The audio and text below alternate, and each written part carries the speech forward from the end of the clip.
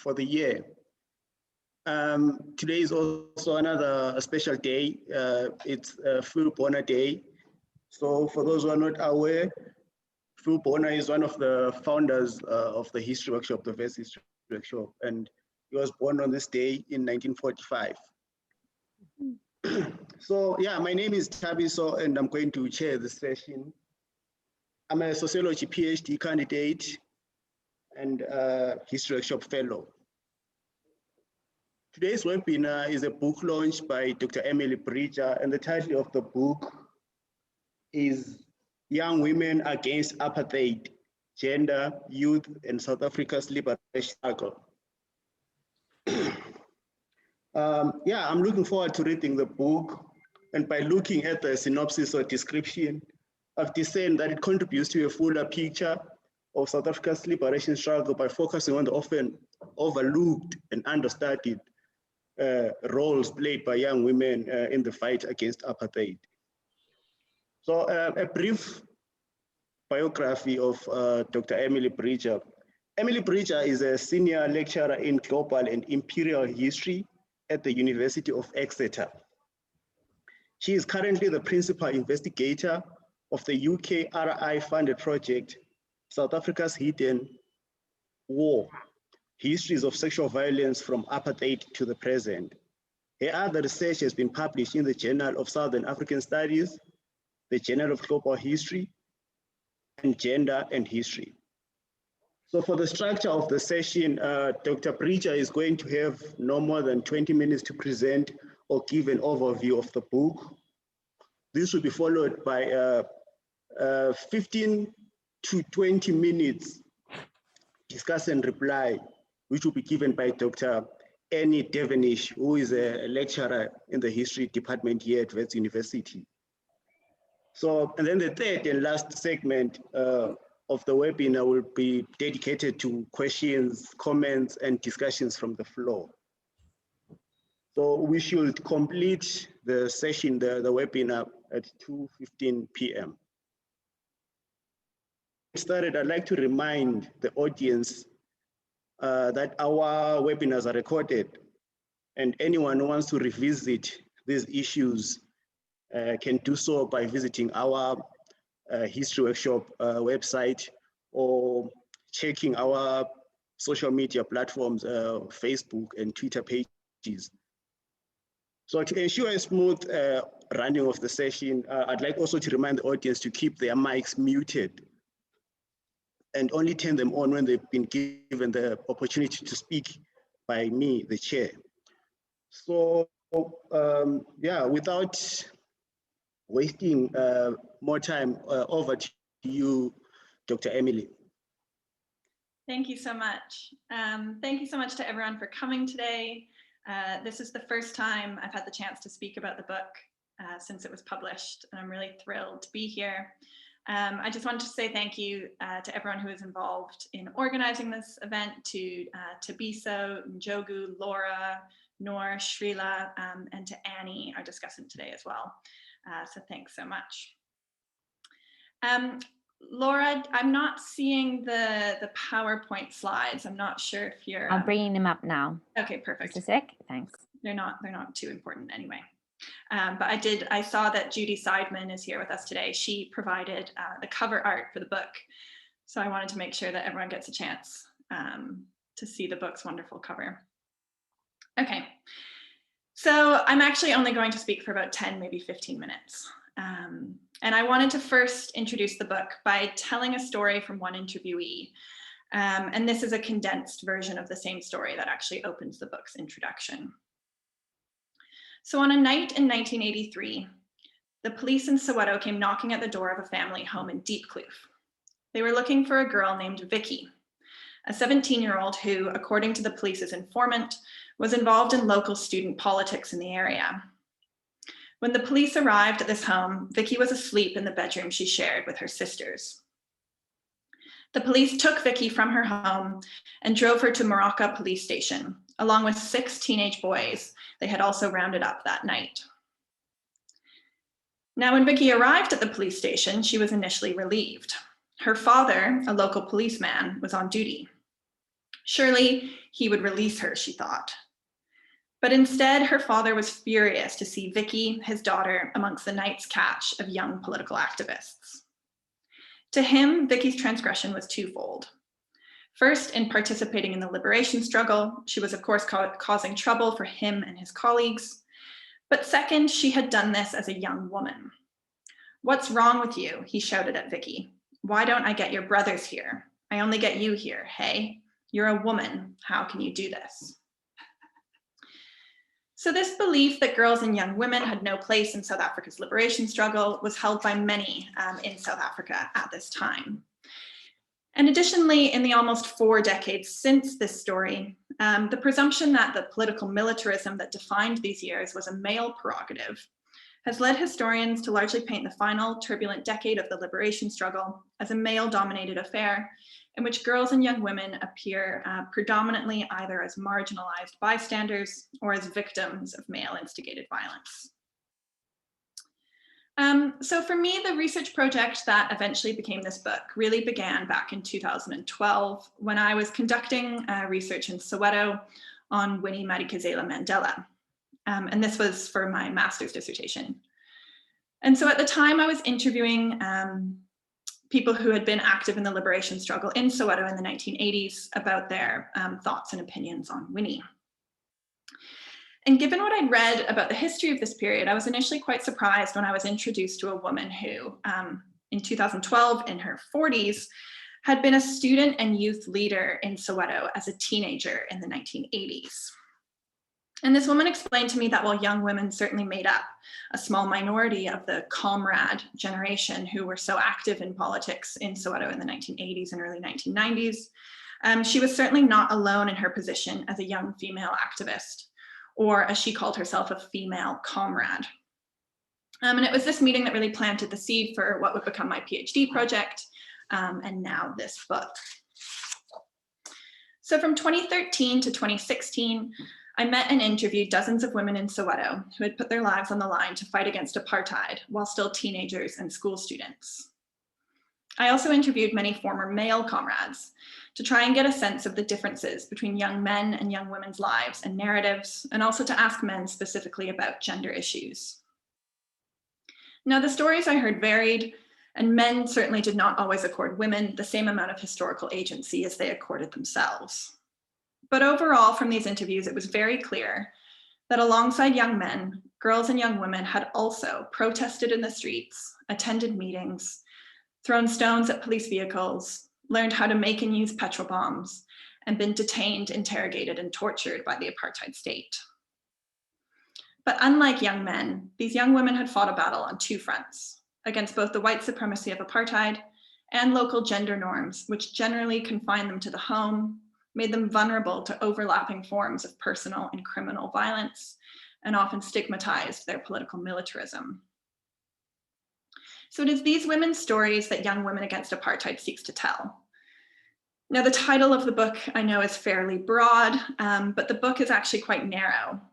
It's focused predominantly on this group of activists from Soweto, all of whom were teenagers and school students in the 1980s and early 1990s, and all of whom also joined the struggle through ANC-aligned charterist student and youth organizations. Now, the book is very much not a political history, but rather a social and cultural history that really tries to explore the subjectivities of these women's lives and narratives. It is very much a work of oral history, and consequently, the book is not only concerned with what these young female activists did, but equally with how they recall their time in the struggle, how they relate their personal experiences to collective histories, and how they insert themselves into a historical narrative from which they've largely been excluded. So I didn't know quite what to say today, not knowing, of course, if people in the room will have read the book or not. The book's been available here in the UK since January, but the South African edition only became available last week. So I thought I'd quickly give a very brief overview of the book's main contents and arguments. And Laura, if you don't mind just clicking through to the next slide. So as you'll see here, the heart of the book is divided into chapters which explore separate spaces of these girls and young women's lives and activism. So it starts with kind of the school and then moves through to the home, the meeting, the street, and the prison cell. And the book then concludes with this chapter, The Interview, which takes a closer look at these women's lives since the end of apartheid and examines how their recollections of the past are shaped by their lives in the present. And so overall, the book demonstrates that the generational struggles faced by boys and young men in South Africa's townships during the 1980s were certainly not experienced by them alone. Girls, of course, too, suffered from the declining quality of Bantu education, corporal punishment in schools, and the military occupation of township streets. And what the book tries to show is that these experiences could lead both boys and girls to join political organizations. And that the feelings of camaraderie, excitement, or agency that attending meetings, chanting slogans, or battling with police could bring were really not exclusive to young men during these years, but were also important in motivating and sustaining the political actions of young women. Female comrades themselves insist that their generational identities were often more important than their gendered ones. And the women who are the focus of the book repeatedly insisted to me that at the time they saw themselves as comrades, not necessarily as girls or women. But having said that, it's equally important to acknowledge how these female activists' generational identities intersected with their gender identities and the particular discriminations they faced as girls and young women. So being both young and female in South Africa's townships during the 1980s came with a specific set of fears, concerns, and pressures. Girls were often made to feel as though they were inferior second-class citizens compared to their male counterparts. Outside of school and church, they were often largely confined to the home, bearing the burden of domestic work and also their families' concerns about their safety and their respectability. They were also subjected to a near relentless fear of sexual violence, which could potentially be perpetrated by almost any man they came across. Teachers, fellow students, gangsters and criminals, neighbors, family members, and of course, the police and security forces as well. So these experiences and these vulnerabilities shape the decisions that girls made to avoid, ignore, or in this book's case, join the liberation struggle. And what I try and do in the book is by exploring both kind of the public and more private spaces of activism, while also trying to dismantle any sort of neat binary between public and private. The book really tries to take a more holistic view of these young women's lives and combine social histories of township life with histories of the liberation struggle. So it sees these girls and young women not just as activists, but also as daughters, sisters. Many of them were mothers themselves, as friends, workers, and community members. And so by stepping beyond a kind of strict resistance paradigm, the book tries to demonstrate how young women's adolescent experiences of subordination and victimization shaped how and why they engaged in the struggle.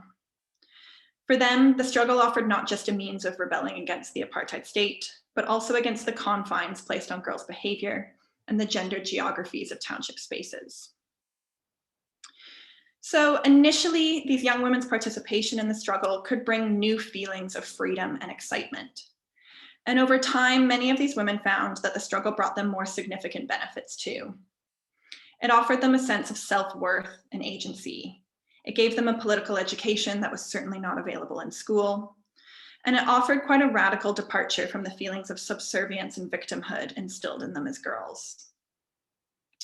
But I also want to stress here that there are certainly dangers in painting too rosy a picture of female comrades' involvement in the struggle.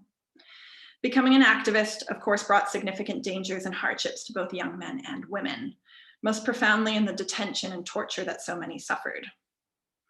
And the book really tries to equally demonstrate how these pitfalls of political participation were also deeply gendered and felt and experienced differently by young women, who struggle to reconcile their private and public lives and who experience particular vulnerabilities.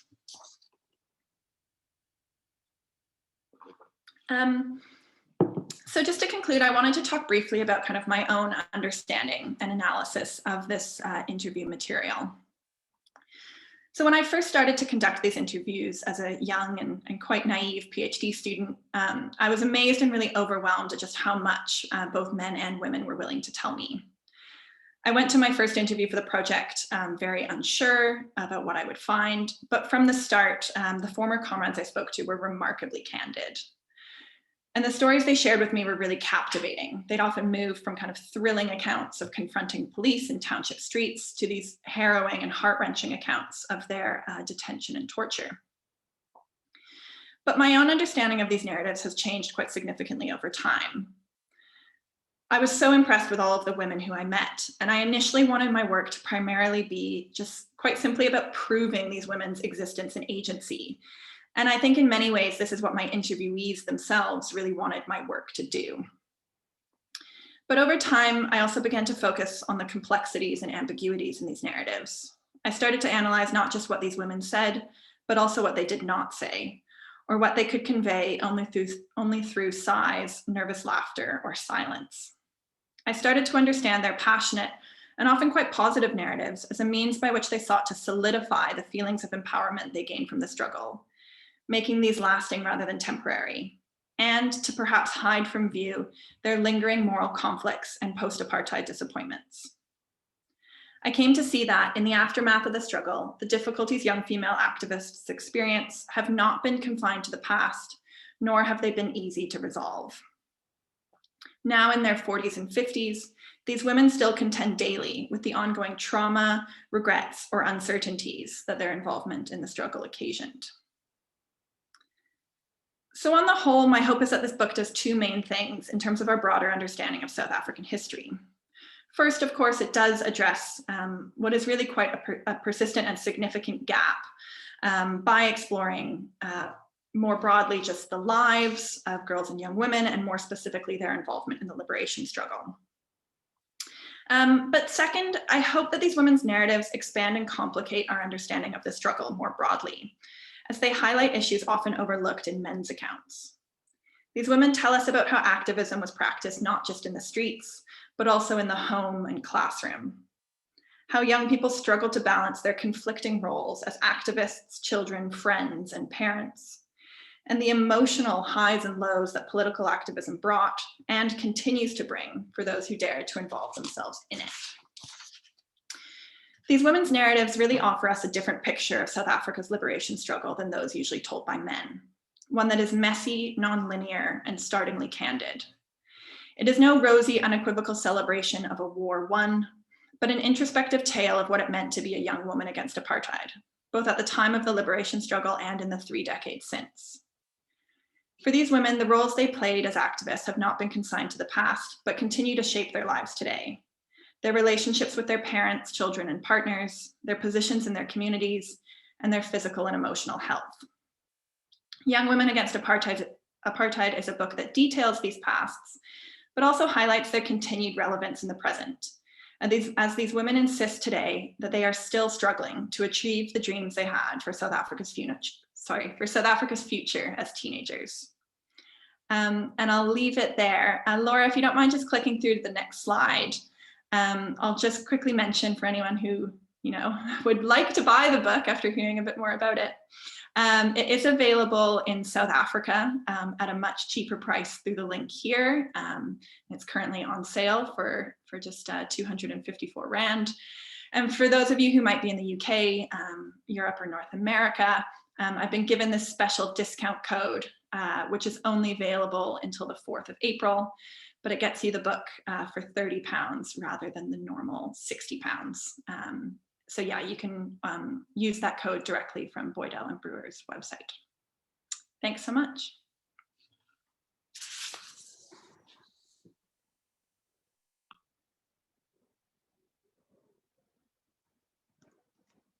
Okay, thank you for that outline of the book, Emily. So next we'll have our discussant who's going to give us more about the book, more content about the book through her discussion. And this is Dr. Annie Devenish. Over to you, Annie. Thanks so much, Tabiso, and thanks to everyone for coming today. It's been a real pleasure and a privilege to read this book and have the opportunity to share my thoughts with you. I'm just going to dive right in. So this book, as Emily has described, seeks to challenge township girls and young women's triple marginalization in South Africa's liberation historiography, and to add to our understandings of histories of childhood and adolescence. And through this diligent and thoroughly produced oral history study, Bridget demonstrates that it's not so much that girls and young women were absent in youth politics and cultures of comradeship in South African townships in the 1980s. It's more that we haven't been looking in the right places to find them. In so doing, this work asks us to rethink more conventional notions of what is politics and political action, and in what spaces does politics happen. Bridget also emphasizes that it's our blinkered vision that has prevented us from seeing the presence and contribution of girls and young women. They've been hidden in plain sight, and we have overlooked them due to our own preconceived notions concerned with the gendering of public and private spaces, and also with the sort of very predominant masculinizing and militarizing understanding of comradeship culture that has tended to dominate South African historiography, as well as, of course, genderless notions of youth and children as a category. To counter this marginalization, Bridget draws on the connected themes of gender and generation, and these are both themes and conceptual frameworks in this book, and uses them to provide a theoretical framework for analyzing and understanding young women's participation. More specifically, she dissects the gendered identity and the multiple complex and at times competing ways it shapes young women's entry into participation and experiences in the struggle, as well as how it continues to shape their positioning of themselves within South Africa's struggle history post-apartheid today. Space is used as a conceptual framework, and Emily has spoken a bit about this already. And there's an emphasis on everyday forms of everyday activism.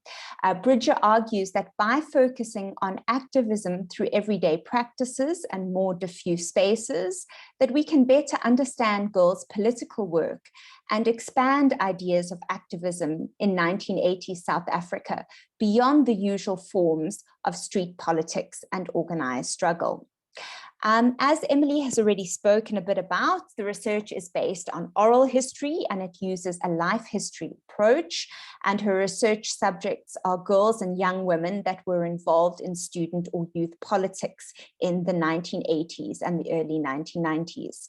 For me, it's really important that the research has been conducted doing interviews with both male and female comrades. And I'm certainly impressed with the way that Bridget has been able to draw on, read, and analyze these oral histories. Certainly not just what participants say, but the way they say them. It's how they tell their story. She uses context, positioning, narrative omissions and emphases, spontaneity, use of language, tone, mood, and emotion, whether these interviewees speak as in individual or collective voices, specificity, vagueness, and of course she looks at body language as well and facial expressions. And it's through this that then oral history offers the possibility to actually explore these interviewees' relationship with the past and the present. Now, I want to turn our attention to some arguments and insights that this book presents, and there are 5 points that I want to make. Firstly, I think Bridget's work shows that girls and young women in Soweto did participate to a greater degree than has previously been acknowledged in youth activism and politics, especially violent confrontations, and this has brought certain benefits and costs. But Bridget also picks up, and this is something that she addresses herself, that she has addressed in her introduction to us. She picks up on some of the tensions and inconsistencies in young women's narrations and motivations for joining student political movements and their involvement and experiences within them. And I think it's really her ability to identify, to tease out, and give meaning to some of these sort of tensions and contradictions that the book really starts to begin to break new ground.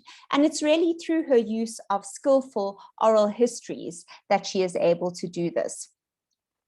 Now, the experiences of this cohort of young women that Bridger presents really challenge much of the existing historiography and preconceived notions of the relationship between gender and violence. I think her work also contributes to a rethinking of youth political activism, which encompasses the home and the private sphere as a crucial political space and seeks to break down the binary division between public and private histories. And finally, I think it also encourages us to ask a new set of questions about liberation masculinity itself. And I'm going to turn to each of these in turn. I mentioned first that one of the important things this work does do is it really demonstrates and shows us that girls and young women might have faced gendered barriers to participation in youth politics, but they certainly did participate to a greater degree than our current historiography acknowledges and gives room for. And Bridger has already spoken about some of the benefits and the impact of this participation on their lives. To turn to my second point around sort of tensions and inconsistencies, and I think perhaps in the interests of time, I will just touch on this very briefly, and then I'll go on to my next point. But I think there are a number of sort of moments or places where Bridger sort of identifies these sort of tensions and inconsistencies in interviewees' accounts. And one of which is around how many interviewees don't define themselves as having a gender consciousness, or they certainly don't describe themselves as being feminists. And they say that their involvement and their decision to join the liberation movement wasn't driven by sort of a broader feminist consciousness. And yet, on the other hand, within these accounts, I think Bridger is really very skillfully able to identify and show how, although there is this disavowal, how in these female comrades accounts, we can see gendered and racial, we can see how gendered and racial injustices were connected in motivating their political action, and how participating in student resistance against apartheid was used by this generation of women to really challenge the status quo about their position in society. So how to explain or understand these tensions and contradictions? Bridger has already spoken a bit about how these tensions or contradictions very much speak to the way these interviewees are attempting to position themselves within the historiography at present, and take an official ANC, sort of take up the official ANC line, which was that gender was a divisive force, and we can also see how possibly in kind of bringing in a feminist consciousness later into their discussions, they are picking up on kind of post-apartheid sort of thinking around gender consciousness. Now, there's another interesting area where these tensions and contradictions come into play. And this is in interviewing accounts of the political meeting as a space. Bridger emphasizes that with these interviewees, there is an initial sort of insistence that within the political meeting, this is a space defined by respect and equality between male and female comrades. There's again a disavowal to acknowledge any form of sexism and discrimination in the space, and that both male and female comrades construct the political meeting space as a romanticized utopian space of gender equality. But we know certainly, again, in later accounts by these very same interviewees and by much of the existing historiography, that this is not the case. And Bridger argues that this sort of supposed non-sexism that is presented in interviewees' initial accounts of the meeting space doesn't imply gender equality, but it rather seeks to actually erase gender as a salient category and to assimilate female comrades into the male-dominated Xhosas culture. And again, she talks about how we can try and understand some of these tensions and contradictions. Firstly, possibly in terms of the strength of generational solidarities and identities, how it's about sort of supporting the official ANC policy position, which sees gender differences as divisive. She also uses it to expose the powerful disconnect between theory and practice in South African struggle historiographies. And of course, it's very much connected to the way in which these interviewees seek to kind of reinscribe themselves back into struggle historiographies. They don't want to be seen as victims. And somehow by sort of presenting the political meeting space as a space of inequalities, it does sort of construct them as victims. And it also somehow sort of erases them from dominant historical narratives. Now, the other area where I think this book breaks new ground is the way in which it calls for a rethinking of youth political activism, which encompasses the home and the private sphere as a crucial political space and seeks to break down the binary divisions between the public and the private in struggle histories. Bridger emphasizes, in contrast to interviews with male comrades, the domestic space played a more active role in women's narratives. They frequently gave tours of their houses to her, and they showed her where they had hidden from the police or where they'd hidden sensitive documents or arms. And accompanying this, she says that female comrades spoke much more about the emotional and labor and care work associated with the domestic space than their male comrades. And more about how the sort of the experience of their liberation history sort of intersected with their ordinary identity as mothers, daughters, sisters, and wives. Certainly, her research shows that this generation of female comrades did politicize the domestic space. They held meetings, they used it to recruit new activists, they had weapons and sensitive documentation. She also describes, and what I thought is very interesting, how some of these younger generation used the domestic space actually to politicize their parents. So for female comrades as well, the domestic space was also a place where they challenged expected norms of African girlhood by abandoning their household duties and defying parental authority. And one of the other interesting points this sort of research makes is she shows, whereas a lot of previous historiography has suggested that domestic chores actually are a barrier to women's entry into kind of political activism, she suggests that actually they're a motivating factor, which is rather interesting. Okay, the fourth sort of insight I think this book is able to offer really comes in relation to, or in terms of kind of challenging the accepted sort of relationship between gender and violence that much of the historiography presents. As Bridger has described, the period of the 1980s, period of unprecedented in South Africa, not just political, but also criminal and sexual violence against women.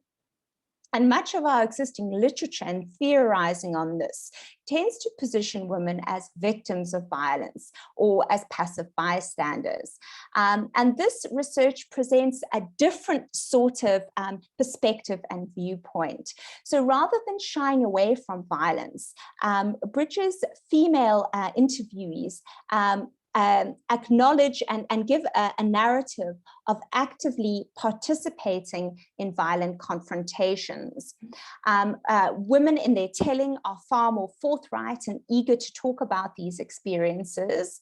And they often overshadow other memories of day-to-day life or more mundane forms of activism. And Bridger also picks up on the fact that male and female interviewees speak about violence in different ways, that female comrades are far more detailed, specific, and animated in their accounts, while male comrades tend to be more vague about this, which also picks up on important differences. And Bridger argues that women are not just participating in these violent confrontations on male terms, but she says there's actually something else very interesting going on. And you can see it in terms of the way in which they talk about their descriptions of punishing suspected rapists. So she says, when speaking about punishing perpetrators of sexual violence, female comrades speak more openly in more specific detail and more animatedly. Their stories come up unexpectedly without prompting in interviews. And what she suggests from this is that this violence really offered a way of really harnessing the struggle for a gendered agenda, that ultimately these acts of violence could be transgressive. They defied dominant gender ideologies. They were a way of appropriating masculine spaces. And through them, interviewees did gain feelings of freedom and power. I realize I'm almost out of time. So I am just going to skip on, I think, my fourth point, or my final point, in relation to kind of areas where this book breaks new ground, is really it encourages us to ask a new set of questions around liberation masculinity. Just as the cracks, tensions, and contradictions exposed by the ambiguity of young female comrades' experiences, positionings, and identities suggest the way in which identity itself was negotiated by female comrades and the social and emotional labor required. The same can be said for male comrades' experiences. And this really starts to fracture and challenge the sort of monolithic masculine culture of comradeship and youth politics in South African struggle histories. It also opens up a space to begin accounting and acknowledging for a diversity of experiences, which I think is important. To end off with just 2 points of caution, and then one area where I think the book starts a conversation, but it needs to be developed further. Of course, there is a danger in focusing on the sort of microcosm of girls and young women engaged in youth political activism and action, and this is often defined by violence. We have to be careful that then we don't come to define the lived experience of all girls and young women growing up in South Africa's townships in this way.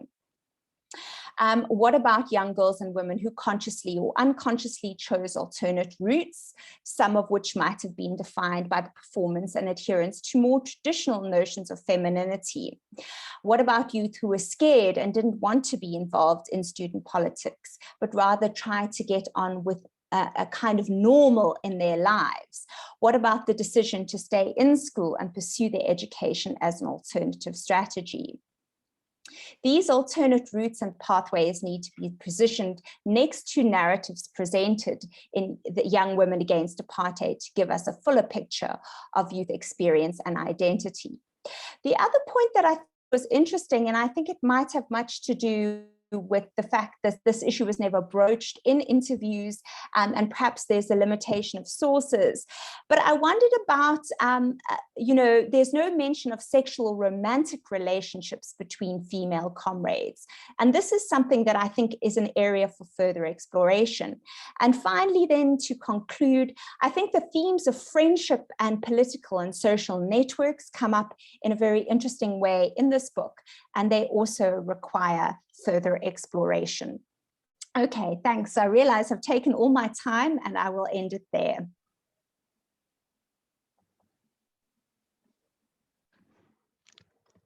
Okay, thank you, Annie, for that comprehensive insights and review of the book, particularly for those who have not had the opportunity to read the book. So thank you very much. So next thing, we're going to move to our questions and comments segment.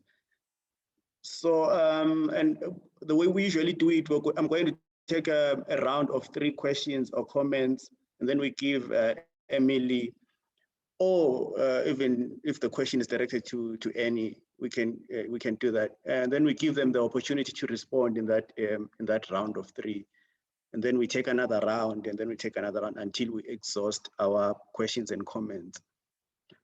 So, so you can show, if you have a question to ask or comment to make, you can show that by raising your hand through the Zoom feature or texting via the chat section there. You can also use that chat section to type in your comments, and then I will read them out to everyone. Can I just remind everyone, so there's been an upgrade to Zoom since when we started the history workshop seminars, and so now if you want to raise your hand, the icon is under reactions, which should be at the bottom bar of the screen, and there's a raise hand icon there.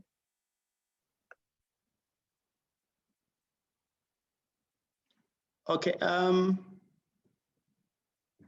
Okay. Yes. So there's a hand from Prof. No Niftahudian for now. We'll take that while we wait for more hands or more comments in the chat section. Yes, over to you, Prof. No. Thanks, Abisa, and thanks, Emily, and also Annie. I've not read the book, so my questions will likely be answered when I read the book. So I found both your introduction and Annie's comments really very interesting, and I'm sure that this book is going to make significant contribution, and I hope generate further discussion and debate. And I have quite a few comments and questions. I'm going to try to sort of pull them together, and I was wondering how to do it. And I think that perhaps the first comment is about your focus on a particular kind of youth and a particular sphere of struggle, which is related to the sort of militarized struggle, violence. And it follows on in part on Annie's penultimate comment about other spheres. So young activists, including young female activists, who are of course involved in other spheres of struggle, which were not always, and perhaps not even mainly, violent and militaristic. And I wonder whether, whether those issues came out, or whether you deliberately interviewed women who were involved in those kinds of struggles. Because it's really that sphere of militarized struggles in which particular kinds of masculinist politics, became very pronounced. And while masculinist politics were present and perhaps pervasive in other spheres, the dimensions of those struggles, the character of those struggles, such as, for example, church groups, trade unions, women's struggles, manifested themselves differently, and women were able to negotiate and enact activism differently in those spaces. So I wonder, whether either you made any effort to interview women who were involved in those other spheres of struggles, and if those issues emerged in the interviews. And then secondly, it's a question of periodization and generation. I'm assuming that because of what Annie said, in fact, that there's a focus on COSAS and the evolution of that politics. I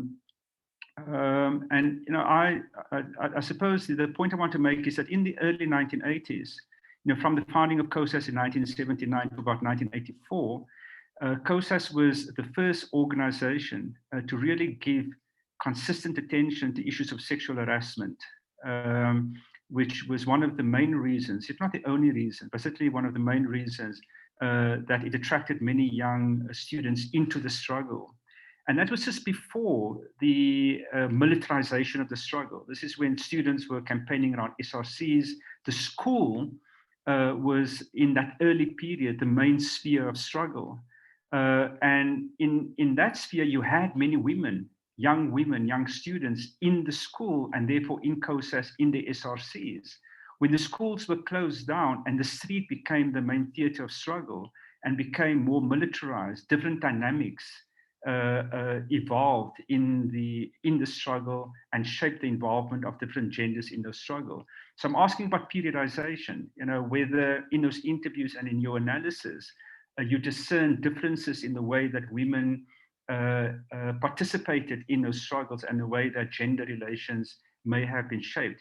And then linked to that, my final point, because I really don't want to go on endless because I haven't read the book, is whether there's a generational dimension. In this sense, those young women who became involved, say 1976, in the late 1970s, but if the focus is on COSAS, in the early years of COSAS, so 82, 83, 6-7 years later, they would have been senior activists, senior women activists, and they would have, in a sense, earned their spurs in the struggle as students and even as underground. Whether that generation of women performed differently in those spaces and were regarded differently in the gendered relations in struggle. Thanks very much.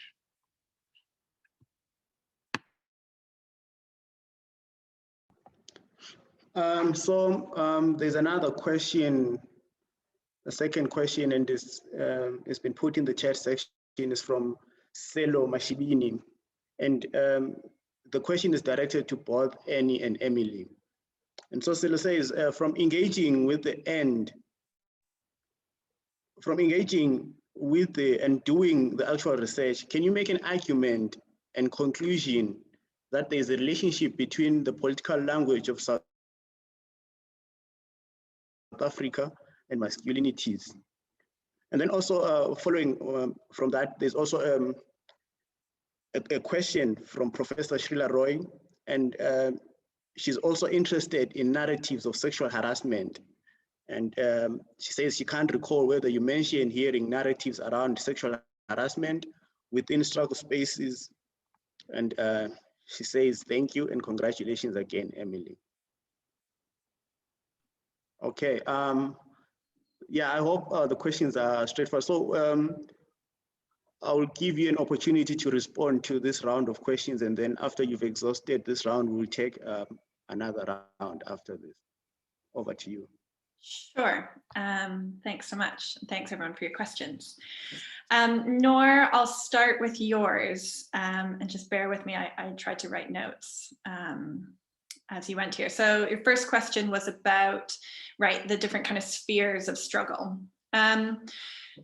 So my interviewee kind of base was somewhat limited to the people I met and the people I was introduced to, and it was somewhat self-selecting based on my kind of entry point, in that the first person I was introduced to was a kind of male COSAS and later youth league leader from Soweto, a man who introduced me to a lot of his kind of former comrades and friends, and then it snowballed from there. So pretty much everyone I interviewed kind of knew other people that I'd interviewed.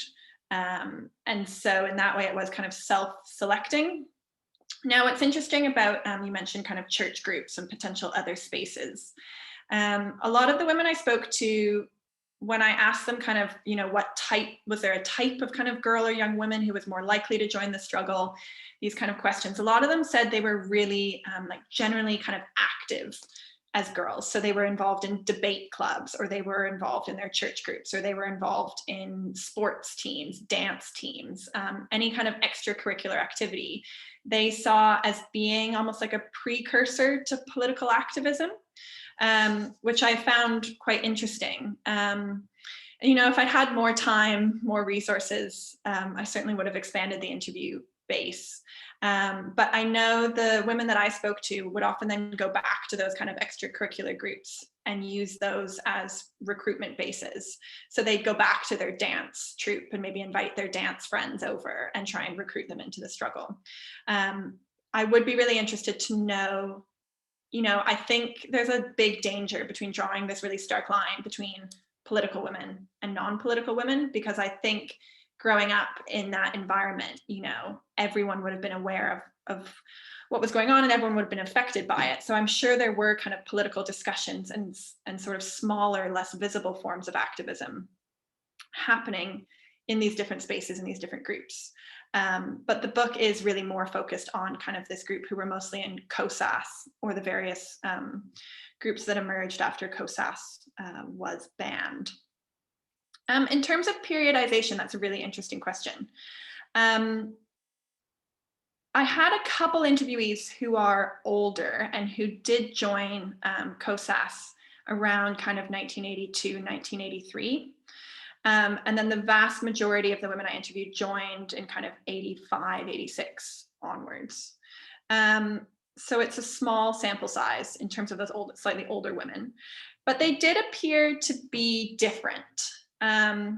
Often it was those older women who really stressed that kind of gender equality angle, who were really keen on saying, I was so respected by my male comrades, I never experienced sexism or derision within the movement. And those women also tended to speak slightly less candidly about political militarism, which is interesting. Not to say that they weren't involved in it when it did kind of become more regular from the mid-1980s onwards. And those women who became more active in the early 1980s were certainly more likely to take up leadership, like official leadership positions within COSAS or SOSCO, to kind of actually be on leadership committees within specific Soweto townships or on the kind of Soweto branch as a whole. Turning now, I might tackle Shrila's question next about sexual harassment, because it kind of links to one of Nora's questions. Yeah, I do talk a lot about this in the chapter called The Meeting. That's where I kind of address sexual harassment and sexual violence. Now, it's not something not a single interviewee ever said. They were never explicitly said they were sexually harassed or experienced sexual violence from their own comrades, but they would tell these stories that suggested those things kind of did take place.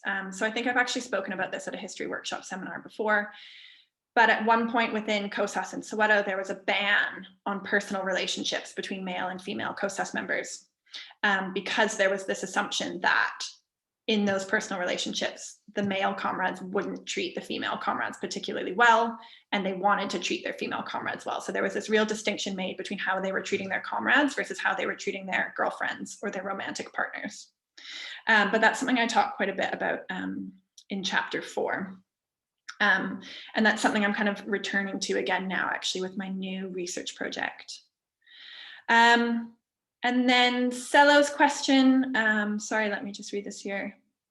The conclusion that there was a relationship between the political language of South Africa and masculinities. I'm not quite sure exactly what you mean. I think a lot of the language used by people like Oliver Tambo, had a kind of inherent masculinity to it, more so in that a lot of those kind of statements made about the young lions and just how brave and courageous they were, I think has made subsequent generations of, historians like us imagine this group as male. Just a lot of those words used to describe the comrades, as kind of willing to die for the struggle, these sorts of phrases, because of the gendered biases we all have, make a lot of us kind of picture a group of young men rather than a group of young women. I don't know if Annie has something further to say about that particular question.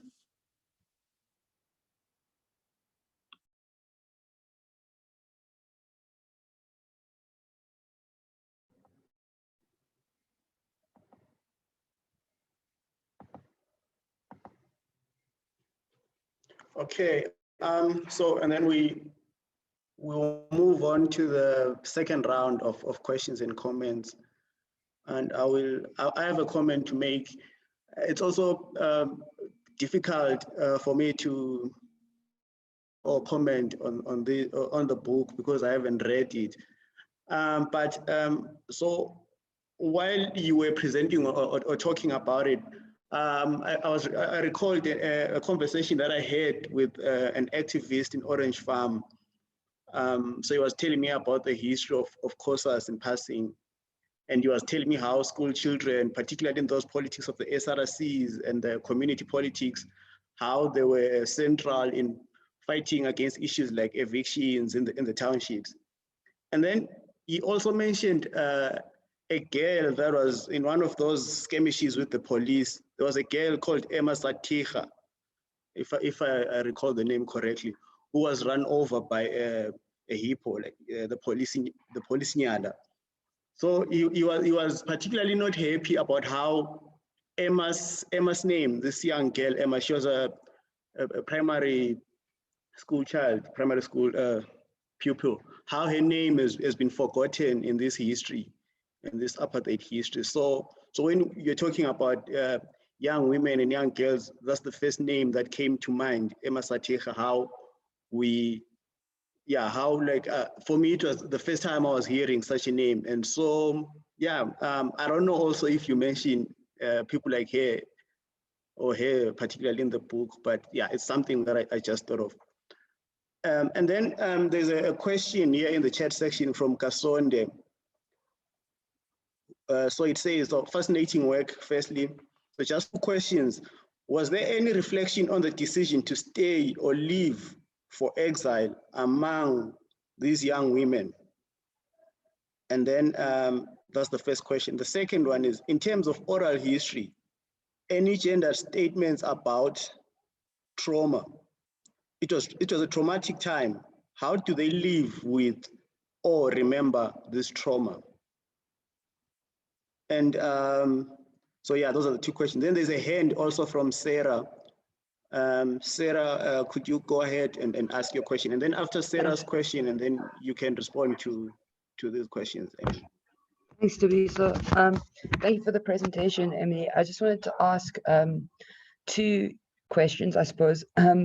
When you commented that a few of the people you spoke with articulated that they identified in terms of gender in their involvement or in their reflection and their joining, and that, you know, being young and being socially located in the townships was more of a motivating factor.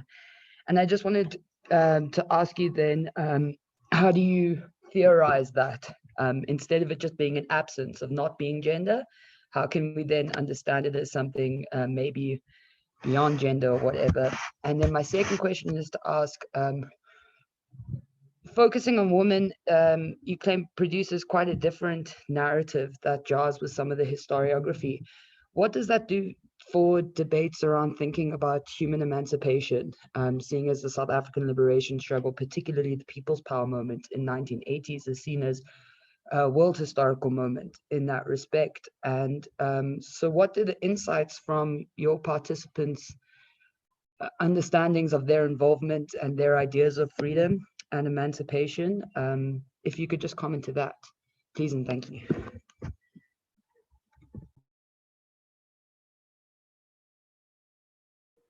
Sorry, I'm just frantically scrambling down your final question there, Sarah. Please bear with me 1 second. Okay. Yeah, that's a really great set of questions and comments. Yes, thanks for bringing up Emma. She was actually the first kind of named female comrade I came across in the archives. I seem to remember she was active and lived in one of the townships near Pretoria, and I think was killed in around 1984. There are, you know, archival traces of these women. You know, I think this book never would have been possible without oral history. But the one main kind of archival source where I've tended to find them was in the archives of the Detainees Parents Support Committee, the DPSC, which are held at Historical Papers.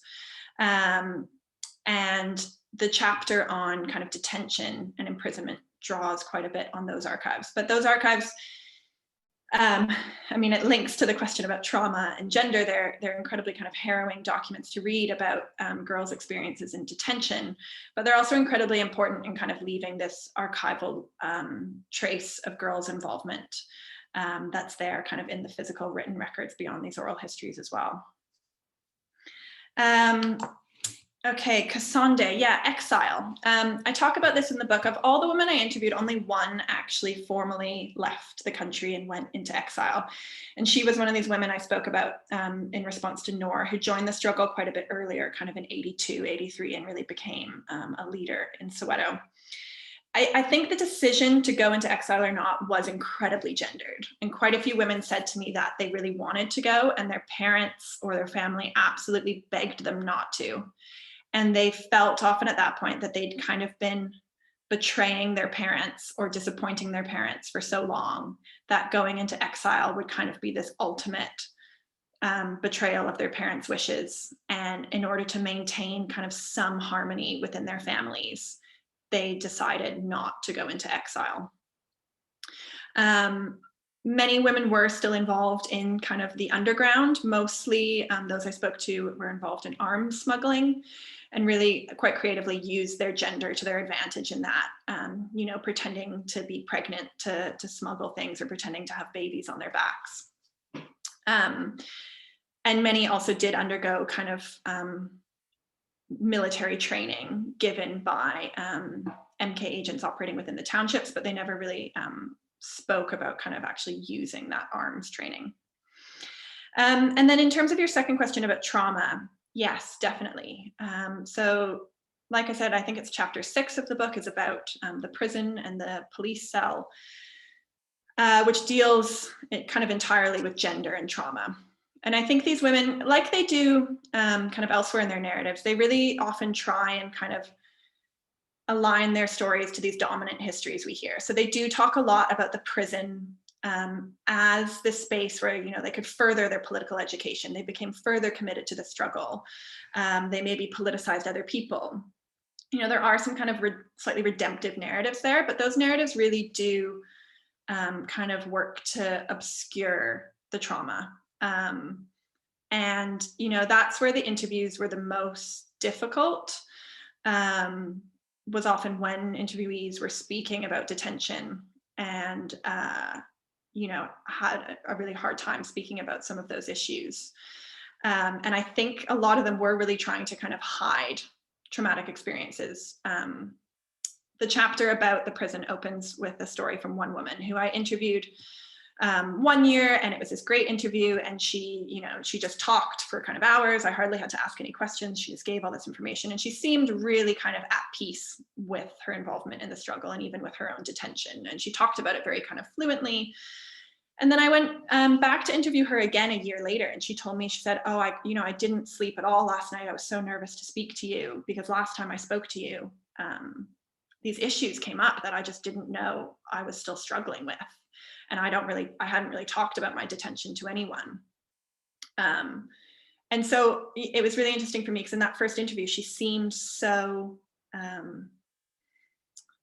she seemed to like be so kind of, she seemed to be coping so well with her traumatic experiences. And I think, you know, what I don't see when I leave Soweto and I drive back to Joburg is what happens to these women kind of after they've shared these stories. And that's kind of a wider topic for ethical exploration. And the other thing that was really interesting about trauma is actually the men I spoke to volunteered quite openly their traumatic experiences. And I don't know if that was because of my gender. I see there's a question in the chat about kind of race and power dynamics. I'd be happy to speak about that in a moment. I think all these things are really complicated. And obviously I don't know what would have happened exactly if, you know, a South African white woman or a Black South African woman, or, you know, there's all these different identities I have that shape my interviewees' recollections. But I was quite surprised with how open men were about talking about trauma and really kind of lingering trauma. And part of me thinks it was because I'm such an outsider, you know, I'm not even South African. that they kind of saw it as a space to really open up about some of these issues with someone, you know, not from their community. Sarah, to move on to your questions, how do I theorize gender? Yeah, it's a great question. And I'm a historian who kind of tries to ignore theory as much as possible, which I think is my own bias and also part of my kind of academic upbringing in the North American and UK systems.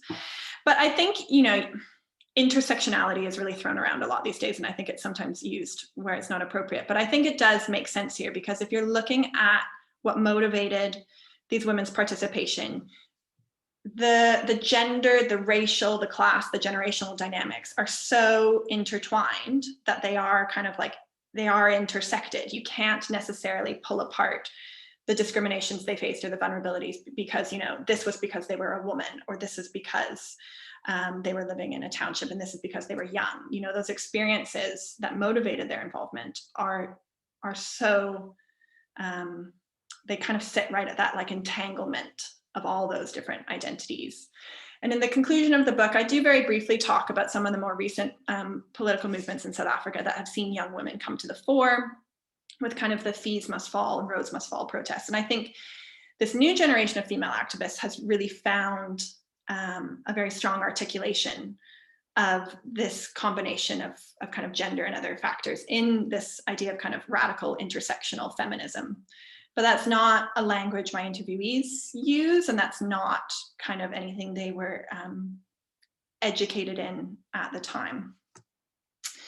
And yeah, your second question is really tricky about kind of the wider, you know, global implications of this. I was really interested. I tried to read as much as I could when writing the book about young women's involvement in other political movements around the world, and I found surprising parallels in surprising places, in the civil war in Sri Lanka, in civil wars in Nicaragua and other places in Latin America, and then of course in more comparable contexts like Mozambique. But what I found kind of repeatedly in all those examples were young women who joined kind of political movements and liberation struggles, but who got this sense of kind of gendered liberation from their political involvement. So all of them, it seemed, kind of weren't joining explicitly to address gender issues, but found a way to kind of rebel against their subordination through that involvement. So I think maybe that's perhaps kind of the wider lesson here, is about how girls and young women can use kind of wider political movements to also express or gain a sense of gender liberation, even when gender isn't kind of the primary reason why they're joining those movements in the first place. Tabisa, back to you. I see there's another question in the chat. I don't know if you want to read that out or. Okay, I don't know, but I feel like as one of the questions that you responded to, it was a question about power dynamics for you as a white woman researcher. I think you've responded to that. Do you mind if I just say something quickly about, I didn't talk about race specifically there. Yeah, great question, thank you. Certainly there's power dynamics, of course. I thought I wouldn't be given as much information as I was, as I said, being, white and a foreigner. I was really surprised from the first interview onwards just how much kind of access and information I was given. But of course there's power dynamics there. And what, to this day I still feel uncomfortable with is that I've been the person to go away and analyze these interviews. It's my kind of like political and gendered biases that have shaped the analysis and the telling of these stories. And like I said, I think particularly the woman I spoke to wanted me to tell this really kind of heroic, triumphant narrative. And as an academic, there's parts of that in the book, but like I said, I've really tried to explore the ambiguities and the complexities. And it still does trouble me that that's probably not the story these women wanted to tell, but also that, the book, in the UK, at least when it's not on sale, it's £60. It's not accessible. It's not necessarily aimed at the audiences my interviewees would have wanted it aimed at either. I mean, these are dynamics I think all academics face in our work. And now that I'm not doing a PhD and I have more generous research funding, I'm trying to experiment with new forms of kind of participant methodology and yeah, just experimenting with new relationships and new kind of ways of publicizing information with participants. But definitely, yeah, and managing and navigating these power dynamics, I think the main thing is just acknowledging them, trying to give as much power to interviewees as possible to kind of shape the narratives and talk about what they want to talk about, but also just managing that relationship, you know, from day one. I did try and explain as much as possible that I'm an academic, I'm writing, you know, an academic book that's going to be read by kind of other academics. I don't have the power to kind of really publicize these narratives across all of South African society and to kind of change my interviewees' lives. Okay, so I think we've come to the end of our session. We're supposed to end at 2:15. So thank you very much to our two speakers. Thank you very much, Dr. Emily Bridger. Thank you very much to our discussant, Dr. Annie Devenish.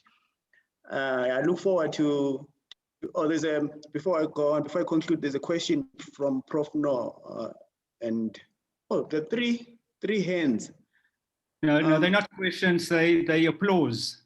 Clapping hands. Oh, the applauses. Okay, so yeah, thank you for that round of applause from everyone. So yeah, we are going to end our session here. And just a reminder to everyone that look at our schedule for the upcoming webinars, and also take a look at our social media pages, Facebook and Twitter, where we advertise these webinars. And again, look out for, if you want to revisit these discussions or these issues, look out for the videos on our website or on our social media pages again. So thank you everyone for attending, and see you next time.